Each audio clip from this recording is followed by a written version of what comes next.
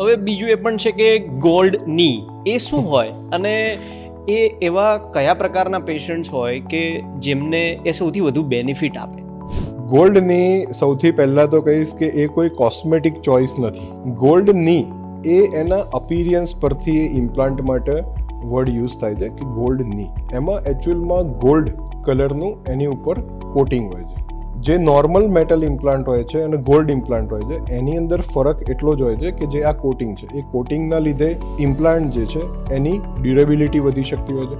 એનું વેર and tear કે જે સાંધો ઘસાય છે એ ઘસાવાનું જે પ્રોસેસ છે એ ઓછી હોય છે.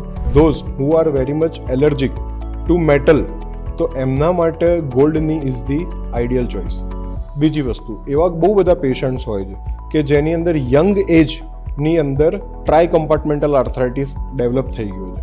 તો એવા પેશન્ટોએ, આ મારો પર્સનલ ઓપિનિયન છે કે ગોલ્ડ ની કરાવવો જોઈએ, કેમ કે ગોલ્ડ નીની ડ્યુરેબિલિટી બી વધારે હોય છે. ઇવન એલર્જીક રિએક્શન્સ, બોડીની અંદર જે થતા રિએક્શન્સ છે એ પણ ઓછા હોય છે. અને ગોલ્ડની એ ફરીથી કહું છું કે કોઈ કોસ્મેટિક ચોઇસ નથી. It is for smoother movement and longevity of the implant.